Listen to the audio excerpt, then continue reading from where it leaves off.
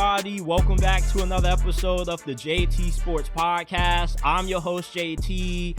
I gotta do something that I hate having to do, but it must be done, and that's defend the SEC. There's not a conference in college football that grinds my gears more than this one, mainly because all of the complaining that they did when Ole Miss and Alabama got rightfully left out of the playoffs. You can't claim to be one of the best 12 teams in the nation when you're losing to some of the worst teams in your conference. And it annoys me how the SEC is always undefeated when it comes to their hypothetical scenarios. They never lose any of those, but they always seem to lose the games that they are supposed to win. But I have to defend the SEC because during Big Ten media days, the SEC was taking a lot of shots from Big Ten coaches, and all Big Ten media days was this year was a crybaby fest for Big Ten coaches to whine and complain about SEC scheduling. And it's ironic how Kurt Cignetti was the guy who decided he wanted to take the first jab at the SEC for how they choose to schedule their games, how they have a tendency to schedule cupcakes in the middle of November randomly, when Indiana scheduled nothing but cupcakes last year and they're out of conference. And when they played the best teams on their schedule, they got whacked. But Kurt Cignetti is going to be disingenuous, and he's going to say, since the SEC doesn't want to schedule tough out-of-conference games, we're going to do the same, to the point when Indiana is now going 5 consecutive years without playing a respectable out-of-conference team.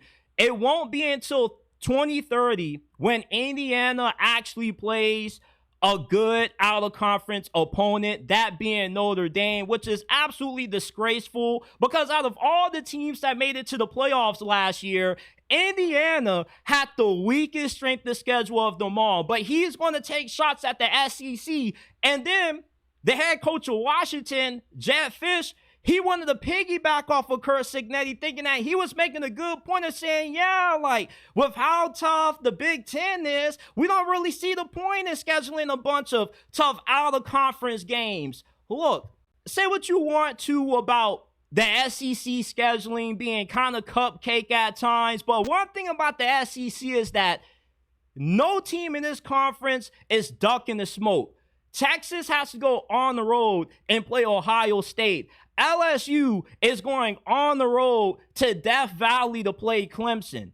So the SEC does not shy away from playing comp in their out-of-conference games. But these Big Ten coaches, though, they want to take what the SEC is doing and over-exaggerate it, making it seem like the SEC plays no good teams at all in their out-of-conference, and they want to use that justification to OD on it, to the point when they just want to play a bunch of scrub teams in their out-of-conference games because they're scared of losing and then entering conference play with the loss and increasing the difficulty of making it to the college football playoffs. I never hear no coach in the SEC complain about the Big Ten teams that schedule nobodies in their out-of-conference games, but when it comes to the Big Ten coaches, the SEC schedule seems to be living rent-free in their heads. When's the last time Penn State played a good out-of-conference team? And what Big Ten coaches fail to realize is that scheduling weak out-of-conference opponents does nothing but hurt their chances of making it to the playoffs. Because the Big Ten is not as good as what they talk themselves up to be. Yeah, their top 4 is better than the SEC's top 4, but that's the problem with the Big Ten. The Big Ten is a 4-team conference. Outside of Penn State, Ohio State, Michigan, and Oregon, the rest of the Big Ten is nothing but mid. The SEC is about 6, 7, 8, maybe 9 teams deep of quality squads that have the ability to make it to the playoffs this season. And what's crazy to me is how Indiana if they lose to Ohio State and Oregon this year, they can finish with a 10-2 record, and yet a 9-3 SEC team could still be better than them and get into the CFP over them, because when you schedule weak out of conference teams, it makes your margin for error incredibly small. If Clemson ends up beating LSU, they can afford to have a upset loss or two and still have a high probability of getting an at-large bid in the playoffs if they don't win the ACC. And if they win the ACC, even with the loss or two, they still put themselves in position to get a first-round bye or a home playoff game. But with Indiana or Washington choosing to go this route where they want to just be soft and they want to make excuses for not playing any good comp and they're out of the conference, then now you have to be completely perfect come Big Ten play. Because a loss or two, you're already going to be disqualified from playoff contention. And what makes this even more funnier is how the Big Ten commissioner, Tony Petitti, wants to criticize the SEC for choosing to play 8 conference games instead of 9, because the Big Ten went from 8 to 9 conference games. When James Franklin was in opposition of that, nobody told the Big Ten to add another conference game on there. So just because Tony Petitti felt like it made sense for the Big Ten to add another conference game doesn't mean that the SEC has to do it, because it doesn't really make a lot of sense to me. And the SEC doesn't schedule nothing but cupcakes. The SEC has shown that they are willing to play the best of the best. It doesn't matter when, who, and where they will play you. So I don't see no other team in the Big Ten outside of Oregon, who scheduled Georgia in their season opener and Dan Lanning's debut a few years ago, and Ohio State actually having enough balls to challenge themselves out of conference. It's funny how Ohio State, who just won a national championship, is the only Big Ten team in Michigan that's willing to actually schedule competition. They're out of conference because they're not ducking the smoke. They're not scared, but everybody else just wants to tiptoe their way around and find an easy route to the college football playoffs. Do you find it funny how USC wants to try to back out of their rivalry with Notre Dame because, playing in the Big Ten is already tough enough. We got to travel across the world. We already played so many great teams in this conference. Bro, you are playing good teams every single week in the SEC. And even then, Georgia have to play Georgia Tech and they're out of conference. You know, like Florida has to play Miami for their out of conference game. Just because you don't schedule like a really good out of conference full week 1, week 2 doesn't mean that you're ducking smoke, because most teams in the SEC still have out of conference rivals that they have to play. And with how deep the SEC is, you really don't have to schedule a bunch of out-of-conference teams because of how deep the SEC is as a conference. There's always about 7 to 8 ranked teams in the CFP top 25 every year, to the point when even if you do have a weak out-of-conference schedule, you can make up for that by running through your SEC schedule.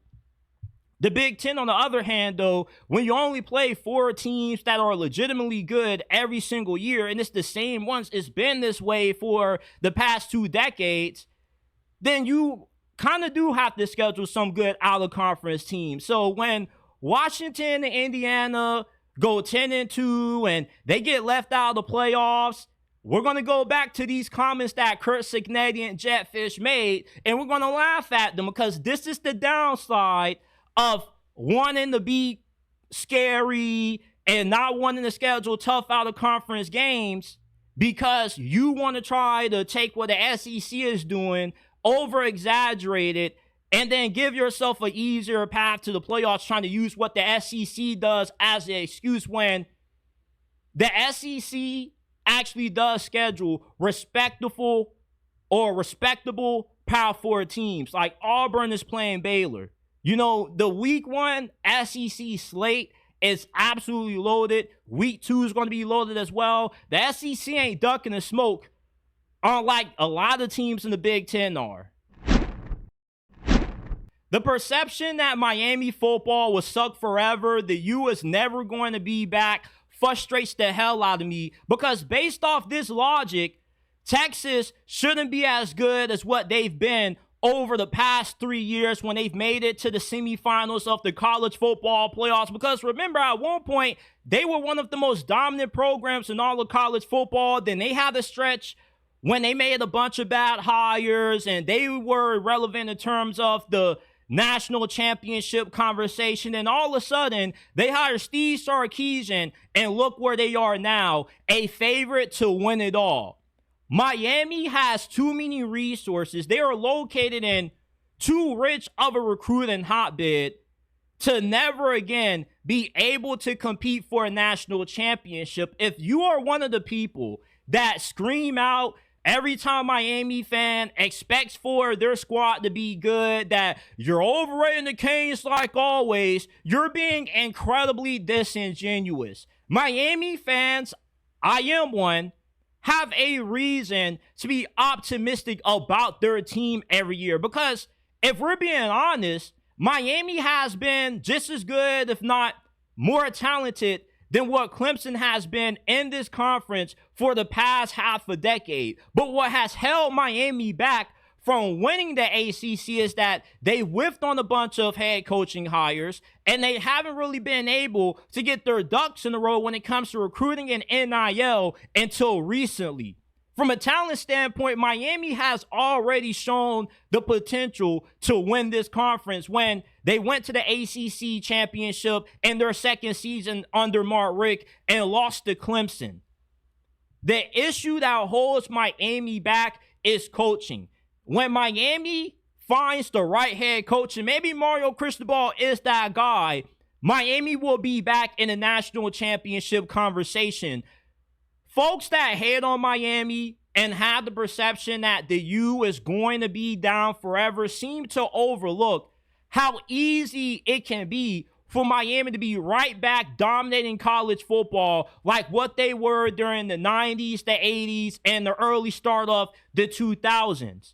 And I'm not one of those Miami fans that always thinks that Miami is going to be back. I'm being honest about this year's team. I think that Miami goes 9-3, but at the same time, the potential is that they could go undefeated, win the ACC, and win a few playoff games. That is not unrealistic. It is not unrealistic to expect for Miami to be a great team this year when this is the best team that Miami has had in a very long time. And it seems as if Miami fans say that every single year, but it kind of is the truth. Miami recruiting has done nothing but gotten better every single season. The quarterback play has been really good. Hell, Miami just had the first overall pick in the NFL draft, Cam Ward.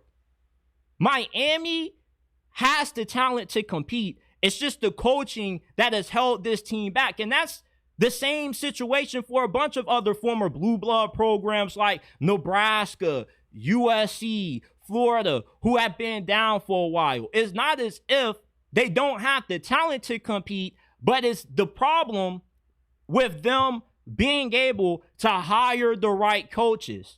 Miami might finally have the right head coach in Mario Cristobal. As low as what I am on Mario Cristobal due to my lack of faith and his game management abilities, the brother is an awesome recruiter. He always seems to be able to win the big games. The issue that has plagued Miami is that they play down the competition too much. They are unable to beat the teams that they are supposed to beat. When they were undefeated at one point in 2017 and they looked like a sure thing to get into the playoffs, what did they do the final month of November? They had a few upset losses, including a devastating one to Pitt with Kenny Pickett at quarterback as a freshman, I believe. That's kind of been the epitome of Miami football. You get hyped up. They play good throughout the majority of the regular season, but they're unable to finish through the finish line. You ever ran sprints during football conditioning? If you played in high school or any level and your coach is screaming at you, finish through the line, but you don't finish through the line, so you got 10 extra wind sprints to do. That's what happens to Miami football. Anytime they look like they truly are about to stamp that they are back, they end up kind of fizzling out. But this season, that could change this year. You have a serviceable quarterback in Carson Beck, which, contrary to popular belief, Carson Beck can still play good football. And it's disingenuous to put all of Georgia's shortcomings last season on Carson Beck. What irritates the hell out of me is how people call Georgia leading the nation in drops, having inconsistent offensive line play, not being able to run the football effectively, excuses for Carson Beck's play, when it's not excuses. It's just the God-honest truth. What the hell do you want the brother to do when the wide receivers have butterfingers for hands and they essentially should be playing defensive back with how they struggle to catch the freaking football? Georgia was beat up on the line of scrimmage. They didn't have the quality depth that they used to have in years past. And they couldn't run the football neither. They had one of the worst rushing attacks in the SEC last year. But because Carson Beck plays for Miami, though, he has to be the scapegoat for all of Georgia's woes on offense last year. As if there weren't Georgia fans all season long that were screaming, Kirby needs to get rid of Todd Monken. As if Georgia fans didn't want Todd Monken's head cut off and served on a silver platter. But because Carson Beck plays for Miami, though, oh, he's not good. Oh, he's trash. But if he played for anybody else, if Carson Beck would have stayed at Georgia, then everybody would have been saying how he was going to have a bounce-back season. If Carson Beck would have went elsewhere, everybody would have been singing his praises, how he was in a bad situation last year. But because he plays for Miami, though, people want to hate on him and say that he sucks. He's sorry.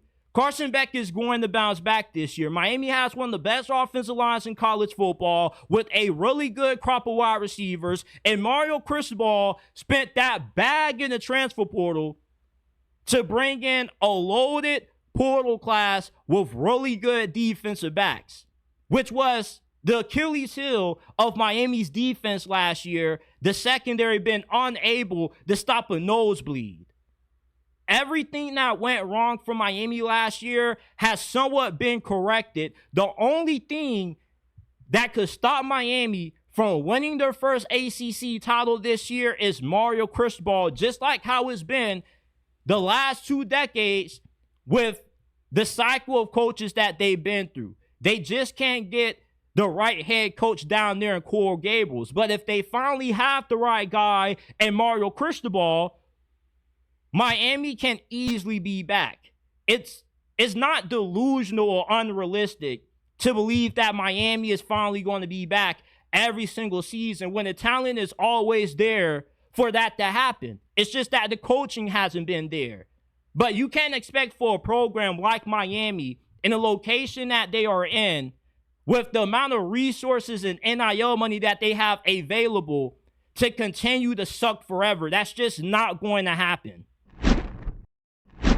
The success that Michigan football has had over the past 4 years always gets downplayed due to the sign stealing scandal. Their national championship has an asterisk next to it because they cheated. Michigan didn't start beating Ohio State until they started cheating. So I wanted to take some time today on this episode to discuss just how much did Michigan cheating, how much did Michigan stealing signs truly help them win? Because it's fun to make jokes about the whole sign stealing scandal because it was a little bit outrageous what was going on. The paying tickets to scout other teams that they could have played in the playoffs, Connor Stallions cooking up disguises to be on opposing team sidelines as one of their staff members. It was completely crazy, everything that went on in this thing. But believe it or not, what Michigan did is something that is often commonplace not just in college football, but in the NFL as well. Because in film study, you're trying to get an advantage. So you're trying to figure out team signals, what tendencies do they have when they run certain plays, if they like to call a certain pass play. Do you have a wide receiver that twitches before the play? Does he line up a little bit different from everybody else? That can be somewhat of a tell that that play is coming. Do they have some indicators that they're about to run the football? What's some tendencies that a defensive tackle has when it's an obvious pass rush situation and they're going to send the blitz? You know, there are some small details, some small intricacies that you can look at opposing teams that certain players have that kind of give you an indicator of what they're going to do. Sometimes you have coaches that like to call certain plays a lot more than others, depending on the situation. And there are plenty of other coaches that are scouting other team signals. The issue is that Michigan just somehow happened to be the only team who got caught doing it. Now, I'm not trying to make excuses for Michigan cheating, but you know what they say, you're not trying to win if you're not cheating. So you can't really get mad at Michigan finally get an advantage that everybody else has been taking advantage of for years. Most teams do the same thing anyway, but people felt salty about Michigan because they were completely dominating the Big Ten. Let's not forget, prior to last season, this program had 3 straight Big Ten championships. And also, just because Michigan was stealing signs and they knew what some of the signals meant for their opponents, didn't necessarily mean that that was a complete benefit to them. It is really difficult to memorize all of the signals and what they mean, what plays are being called, when those signals get shown on the sidelines, when you only have about 5 to 6 days to prepare for an opponent every single week. And when you're in the game, if you're playing on defense, you don't have enough time to look at the opposing team sideline. Coaches don't have enough time to look at what the offense is trying to call and then try to counter that with having the right defense to play for it. Because with the pace that college football is played at, you don't really have enough time to wait to see what the other team is going to call, because by that point, when the play gets ran, you're going to be calling the play and your defense is going to be out of position. The only time where I feel Michigan, knowing other team signs, was truly effective was in situational moments like third down or in the red zone. That's a little bit more when the sign stealing thing would play in their favor, because once you get into the red area, everything is condensed and the playbook gets cut in half for an offensive coordinator. So stealing signs would be more advantageous for Michigan in the red zone area. And most teams knew what Michigan was doing. When TCU went into that playoff game against Michigan and they pulled off that upset, Sonny Dykes flat out said that they got tipped off that Michigan was still in signs. So what did they do? They changed their signals. And even if you know what the team is about to do, what play they're about to run, that doesn't mean you're going to be able to stop it. You still got to be able to make the tackle. You still got to be able to execute. You still got to be able to make the right read if you're a quarterback. And in most instances on offense, let's say that Michigan didn't know what the defense was going to do. It didn't really matter, because how are you going to stop them? I mean, Michigan was just an absolute behemoth. Even if Michigan wasn't still in signs, on offense, they were a complete juggernaut their final 3 seasons under Jim Harbaugh. Have we not forgotten that Michigan beat Penn State running the ball 30 straight times consecutively to win that game? Have we forgotten just how stacked those Michigan teams over the past 3 years were? Aiden Hutchinson, J.J. McCarthy, Mason Graham, Kenneth Grant, Will Johnson, Mike Sanders still. It's not as if they didn't have the best offensive line in college football for the past 3 years. It's not as if Jim Harbaugh isn't a good coach. He went to the playoffs his first season coaching for the Chargers. They've had three really good defensive coordinators. One of them is a head coach right now in the NFL, and the other one, who's with Jim Harbaugh on the Chargers, is going to be a head coach in the NFL next season. Michigan cheating on a scale of 1 through 10, probably I rate a 4, had an impact on their success the past 3 years. Just because they knew a few signals and they had a dude on the sidelines with binoculars trying to scope out the play calls didn't mean that they got a huge, overwhelming advantage in these games. Ohio State lost to Michigan last year as a 3-touchdown favorite. And let's not forget that Ohio State paid $20 million for their team last year. They thought that there was no chance that they were going to lose 4 straight to Michigan. So Michigan has been kicking Ohio State around while they were cheating, and they still are kicking Ohio State now without cheating. So does it really matter? I don't think that cheating helped Michigan as much as what is made out, because everybody else is trying to get an advantage. There are plenty of other teams that are out there trying to find ways to get an advantage that may not be within the fine lines of the rules. But at the end of the day, stealing signs is probably one of the most minuscule things that has an impact on winning and losing games. There was a defensive back for Memphis that gave the UTSA quarterback all of Memphis playbook, and yet UTSA barely won that game. So, I mean, like, even if you know the opposing team's plays, there is no guarantee that you're going to be able to stop whatever that team runs. And there's no guarantee that even if a team knows your plays, they're going to be able to stop you. So, when it gets brought up how, Michigan only won because they cheated. They didn't start winning until they cheated. I just kind of laugh because I was one of those people, but more so I was just kind of trolling and making fun of it, because when I played high school football, we played up against a team where there were some former players that knew the plays that the offense ran because they transferred from our high school to the high school that we were playing in. They knew the signals and they were calling out the plays, what was coming, and they still lost 49-7. And they were pretty solid. It's just that we were just outright better. So even if you know what's coming, if you can't stop it, you just can't stop it. So cheating on the scale of 1 through 4, I give it a 4 out of 10.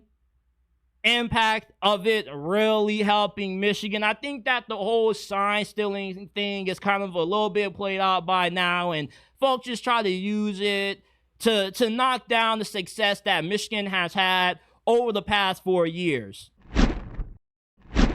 USC cannot go backwards anymore under Lincoln Riley. They currently have the #1 recruiting class in college football at the moment, and for them to be able to keep this recruiting class together for what should be the best recruiting class in the history of USC football, I don't know if that's a fact, but at least you got to think that it will be if they're able to hold on to everybody, because it seems like every time you look up, somebody is committing to USC. Hell, at this point, I might just commit to USC just because everybody else is committed to USC for some reason, because not just the NIL money being good, but who wouldn't want to play in Los Angeles, California? It's one of the nicest places in all of the United States. The weather is good year-round. You got nice women. You got beaches. It's in Hollywood. There's a lot of reasons to want to go play for USC and Lincoln Riley, but the recruiting momentum that USC has right now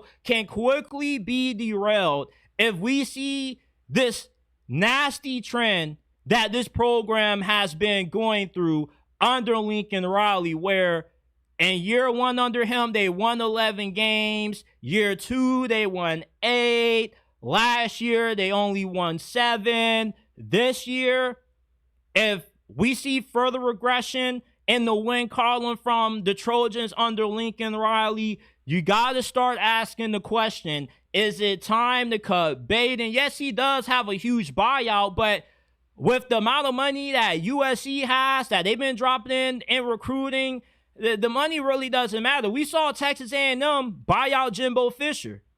And Lincoln Riley had to rebuild this program. When he first arrived and he took it over from the previous head coach, I mean, the guy did a completely awful job at recruiting. Lincoln Riley inherited some of the least talented USC programs in the history of Trojans football. I mean, their previous head coach left this team in a really bad state because he just struggled when it came to recruiting, and he struggled to retain local talent. Well, Lincoln Riley, over the last 2 seasons, he's gone back to getting back to the roots, rebuilding those high school pipelines with the schools like Mater Dei. It also helps that you hired a really good GM from Notre Dame as well, who's been a really integral part in the recruiting momentum that USC has had recently. So it's kind of hard to see USC going further backwards as what they have the last couple of seasons, especially with how good of a coaching staff they have. Deion Sanders is one of the best defensive coordinators in all of college football. And this was one of the most improved defenses in the nation last season. Last year, or the year before Deion Sanders arrived to LA, I mean, USC's defense couldn't stop a nosebleed. And that's why Alex Grinch got fired. Deion Sanders comes in, the defensive line, there's a lot of emphasis on them getting bigger and stronger. That has happened.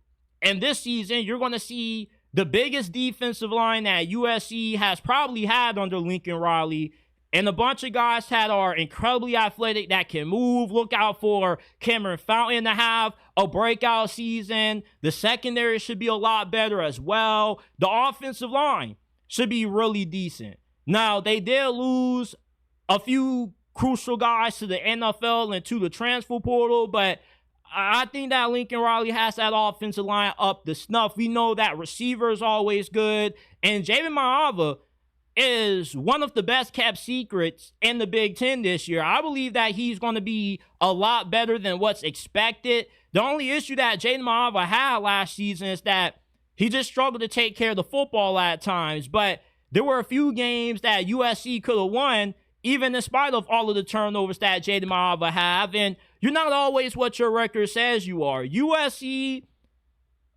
on the surface, their record from 2024 says 7-6, but if you watch a lot of the games that they lost where they just fell apart in the fourth quarter, they could have easily won those games. They should have easily beat Maryland.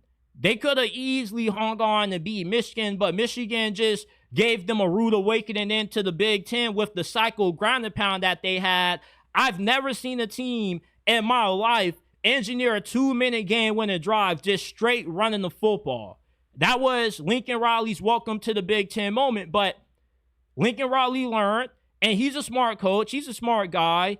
I don't believe that the success that he had at Oklahoma was luck. Even if you do inherit a already made program, you still got to be able to sustain it, and that's what he was able to do. And at USC, it kind of was something different because he inherited Caleb Williams, who followed him, and they had more success than what was expected. And then, you know, after that, it was back to reality. He had to rebuild this team slowly but surely, but this roster is starting to come along. And with the talent that USC has this year, I can see the ceiling being 10 wins for USC, where we see them competing for the Big Ten championship and possibly a berth in the college football playoffs. But I feel the floor for USC is pretty high. I think that the floor is 8 wins this year, which the expectation should be a lot higher than 8 wins, but at least you're improving in the win column. My prediction for USC this year is that they go 9-3, and maybe they got a shot, depending on who they beat and who they might lose to, of sneaking in as a 3-loss team in the CFP, depending on how things ahead of them shake out. But USC can't go backwards anymore under Lincoln Riley. There are a lot of coaches that have a lot of pressure on them entering this season, and Lincoln Riley is one of them. Not only because of his job security, but also for the sake of keeping this recruiting class together. And even though they've gone about finding ways to avoid a bunch of mass decommitments, guys are committing to USC because they see the vision. They like the direction that the program is heading. So if the program was to go backwards and they regress again and they end up being a 6-win team at the end of the regular season, then the stock for USC football is trending even more downwards than what it has been the last couple of years. Progress isn't always linear. Sometimes you got to take 10 steps backwards to take 5 steps forward. And maybe that's the case with Lincoln Riley, but he really needs to put together a good season. I believe that USC is definitely capable of that. That's what my expectations are. But there's no more excuses that you can make for Lincoln Riley anymore. It's put up or shut up. They got momentum in the offseason. Now you got to carry that momentum into the regular season, which I got a lot of confidence that USC will. When you watch the Washington Huskies play this season, there are only 2 players that you really need to know about. Running back Jonah Coleman, who's an absolute monster, and second-year quarterback Damon Williams. Damon Williams is the most underrated breakout quarterback heading into this upcoming season, because as a true freshman, in the few games that he started in for the Huskies, he was really impressive. He had an 8-to-1 touchdown interception ratio, a 84.3 quarterback rating. He completed over 70% of his passes, and the dude is like Houdini when he's running the football. He reminds me of a smaller version of Jaden Daniels. He is incredibly accurate throwing the football downfield and between the numbers, and he is a really good escape artist. Anytime that you think that you have Damon Williams down for a sack, he just finds a way to slip out of it and keep the play alive. And Damon Williams is what makes the Huskies a possible sleeper team in the Big Ten heading into this season.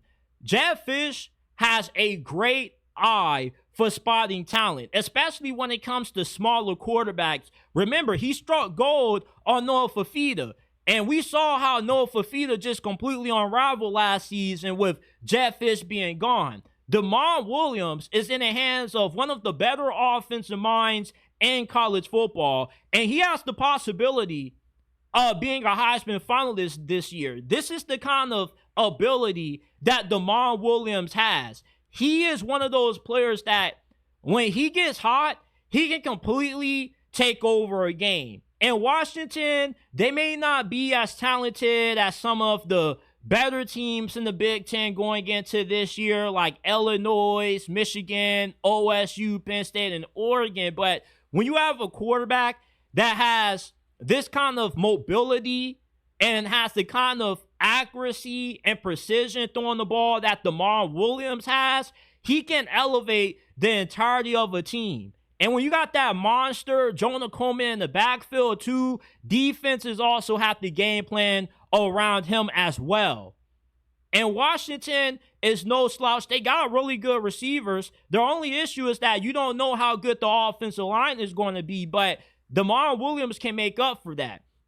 And what I like the most about Damon Williams is that in the brief amount of action that he got, the dude was absolutely dominant. Imagine if he would have started for the entirety of last year and Jeff Fish never wasted time with Will Rogers, because he was better than Will Rogers. Will Rogers, to be quite honest with you, was not really that good for a guy that has been playing football for half a decade in college. Like Damon Williams, if he would have played the entire season, you could have made the argument that he would have been the best true freshman quarterback in America. He could have had a better true freshman campaign than Dylan Raiola and DJ Lackley. And everybody who has their list of top 10 quarterbacks normally doesn't have Damon Williams on it. The only guy that I've seen have Damon Williams in their top 5 quarterbacks, either in this conference or top 10 heading into this season, was Josh Pate, which shows you how much of an elite ball knower that Josh Pate is. Because when you watch Washington play with Damon Williams, this was just a completely different offense. Because Will Rogers, his lack of mobility hurt this team. With the offensive line kind of being in a stage of a rebuild, you need a guy who has mobility to make up for that. Damon Williams added a different element to this offense that the Huskies didn't have when Will Rogers was in, because now you got to account for a guy who can stretch you throwing the football with great accuracy, especially downfield on play action, but he can also kill you with the RPO. He can kill you with read options. He can kill you with the giant quarterback runs, especially once you get into the red zone. When Washington gets into the red zone this year, they should easily be one of the better offenses in this conference in that area, because when you got that freak in Jonah Coleman who just bounces off guys, he's like a monster truck, and you got the athleticism of Damon Williams, that's a really hard 1-2 punch to stop in the red zone area when running the football becomes incredibly effective when you have guys that have the kind of running ability that Washington has in the backfield.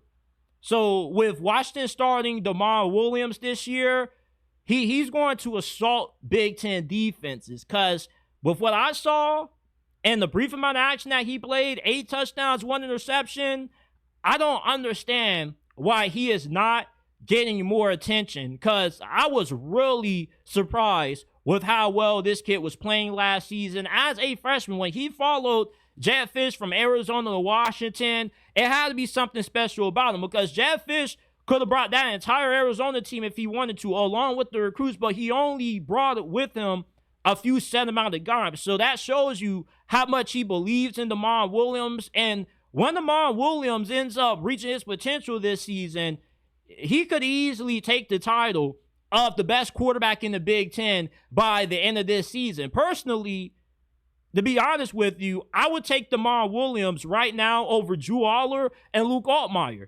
I think that Damon Williams is already better than Drew Aller and Luke Altmaier, just because he's more accurate throwing the football than what Drew Aller is. He makes better decisions with the football than what Drew Aller does. And he's just an all-around, more talented quarterback than what both Drew Aller and Luke Altmaier are. Look out for the Washington Huskies this year with Damon Williams at quarterback. This is a team that nobody should be really overlooking. They are going incredibly under the radar. Everywhere that Jedd Fisch has been, he's rebuilt every program that he's touched. And I think that Damon Williams is going to be the real deal this season. He's going to put college football on notice, and he's going to assault everybody that Washington has to line up against.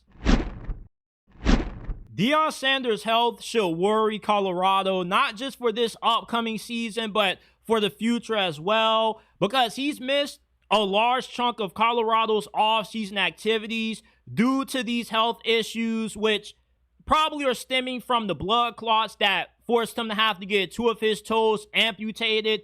And if you don't know what blood clots are, when you cut yourself open or you get a wound, blood clots are like gel-like things that keep you from bleeding out.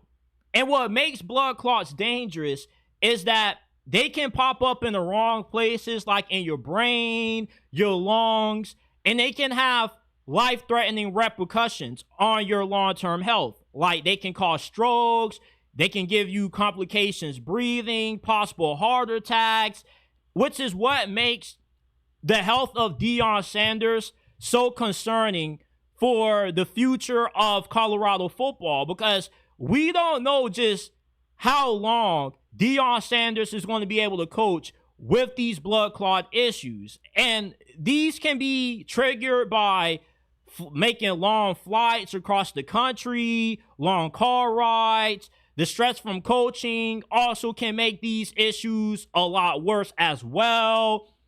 And if these blood clots end up forcing Deion Sanders to have to miss a few games this year, not only is he going to negatively impact Colorado's performance on the field, but it's going to hurt them in recruiting, because when guys commit to Colorado, they mainly are committing because of Deion Sanders. And if guys don't know how long Deion is going to be able to coach due to these health issues, then guys are going to have a hard time wanting to commit to play for him, because you don't want to play for a guy that you don't know how long he's going to be around to coach you up for, Because you could commit for him and then out of the blue, he just ends up retiring or being forced to retire because of these health issues. It's the similar way that Urban Meyer went out of Ohio State. He had health problems, which ultimately forced him to have to prematurely retire.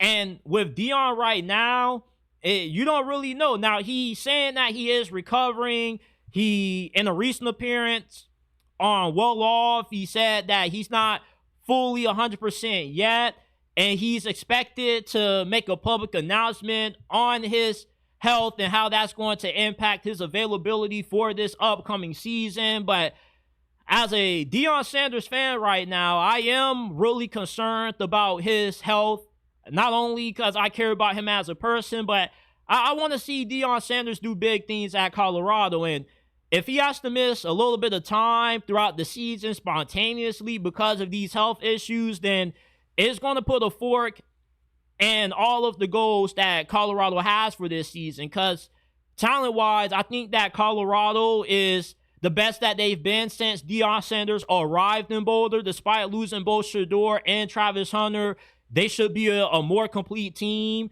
They should have a pretty decent offensive line. Their defense is going to be incredibly good. They already had a really good defense last year. That defensive coordinator that Deion Sanders hired, who was the secondary coach for the Cincinnati Bengals, he was one of the best hires that nobody talked about last year, along with Warren Sapp, because the Bengals secondary completely dropped off without him being there. So I really think that Deion Sanders struck gold with that defensive coordinator that he has.